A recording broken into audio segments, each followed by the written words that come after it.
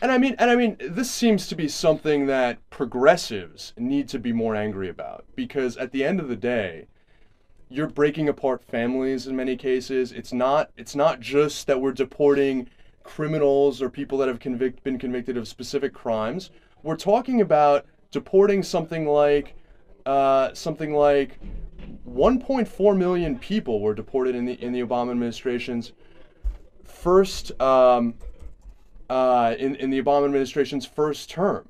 That was a record amount of people, and it seems like it's something that's getting ignored. And I think that the logic of it seems to be, from the Obama administration perspective, they can claim the moral high ground of enforcing tough immigration security. And yet they get none of the credit from that from the right-wing critics. So why do it? Why cause pain and suffering to people in this country who could be part of those 11 million that get a path to citizenship, who are doing difficult jobs, for the most part just came here for a better life? It just seems outrageous. Yeah, I mean, I think that they maybe, and they kind of deny this, I think that it maybe seemed like a good idea. Look, if we prove we're really tough on enforcement, then maybe Republicans will say, okay, well, we can trust them to be tough on enforcement. That's clearly not the case. I mean, nobody on the Republican side a lot of them dispute that there even have been record deportations. It's kind of crazy. I mean, there's not really a good way to argue that. And I think that one of the things that's sad is, okay, if you're deported tomorrow and you would have been somebody that very obviously would have been eligible for a path to citizenship, then it's a whole lot harder for you to get it. There's actually one thing that, I think progressives should be happy about in the Gang of Eight bill in the Senate is that it would allow people who have already been deported to come back under certain circumstances. And that's a huge deal. I mean, that's something that I certainly did not think would make it in there. So there is some hope for people who, say, if you got deported today, that you might be able to come back if you have a family member here and, no criminal record. But for a lot of people, there's just never going to be any reprieve. And once you're gone, you're gone.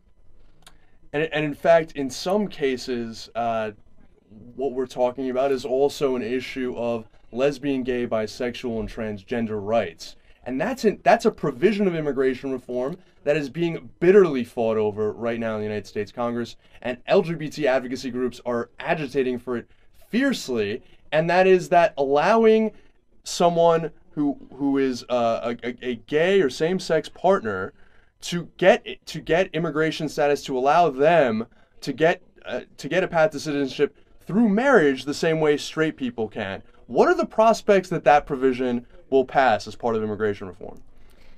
I think that it's something that a lot of Democrats are committed to. There's this Uniting American Families Act that Senator Leahy is a co-sponsor of, and actually Senator Collins, who's a Republican, is also a co-sponsor of.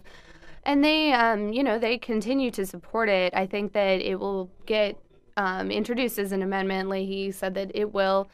I don't think, though, that it's something that they would be willing to kill the entire bill for.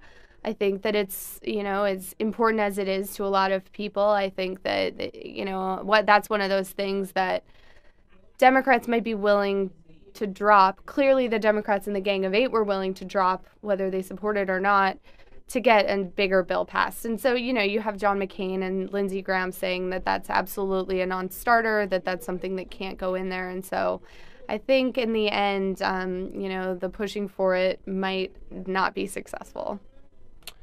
We will be right back after this break on Take Action News. When we continue, we're going to be talking a little bit about the drone hearing in Congress. Fascinating discussion with Elise Foley here. Elise, thanks so much for joining us on Take Action News.